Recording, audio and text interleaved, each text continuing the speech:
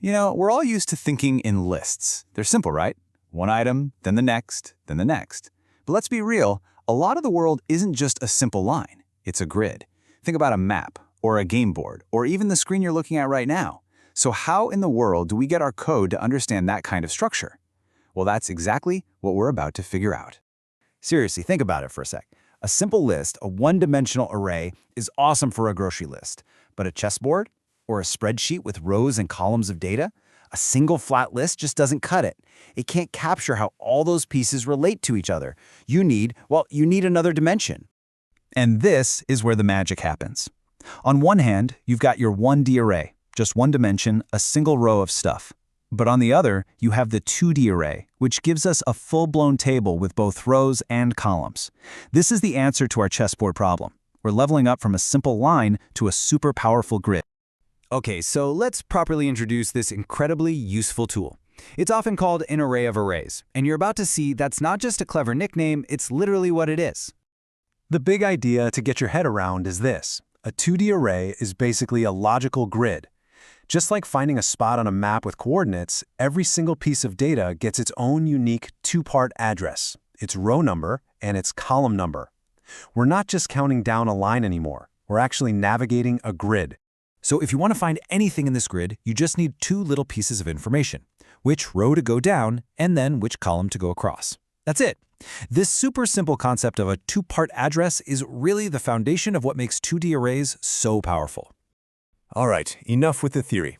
Let's roll up our sleeves and get practical. How do we actually take this idea of a grid and write the code that tells the computer, hey, build me one of these?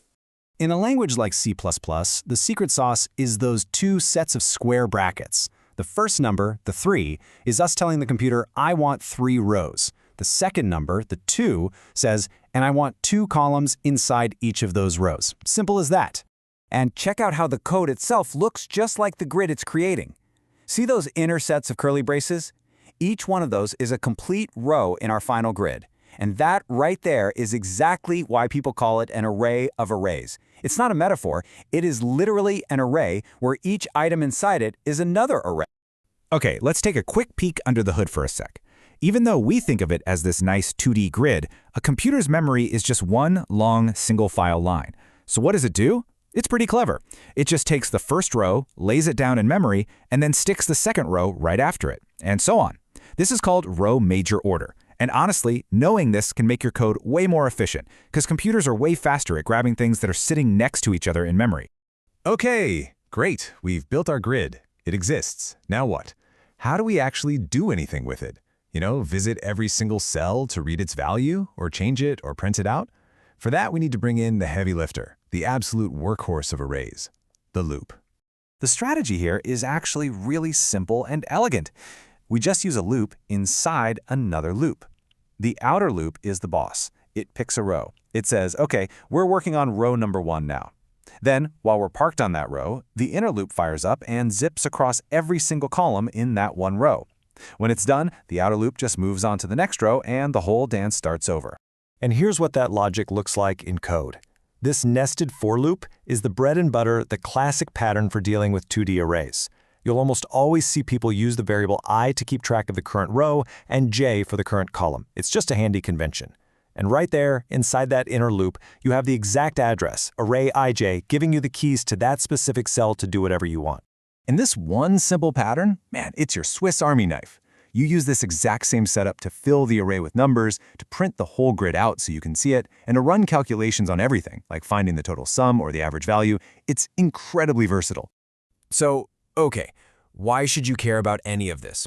Is this just some abstract coding puzzle? No way. These grids are the fundamental building blocks for some seriously powerful real-world stuff. Let's take a look.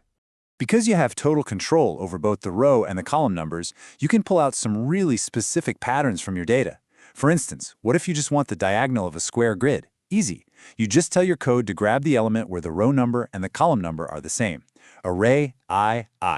Just like that, you're walking along the diagonal, which is a huge deal in things like computer graphics. But what if you want to flip the script? What if you need to read things column by column instead of row by row? That's also surprisingly simple. You just switch your loops. Make the outer loop run through the columns and the inner loop run through the rows. Boom! You're now processing the data vertically, perfect for something like adding up sales for each month in a big spreadsheet. And this, my friends, is where it all comes together. 2D arrays are the absolute heart of matrix math and the world of computing. That mind-bendingly complex math that powers the 3D graphics in your favorite video games, that runs physics simulations, that trains machine learning models, it all comes down to the humble 2D array. So there you have it. We've gone from a simple, flat list to a structured, multidimensional grid.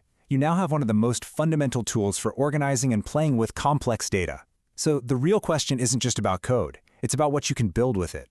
Now that you've got the blueprint for the grid, what worlds will you create?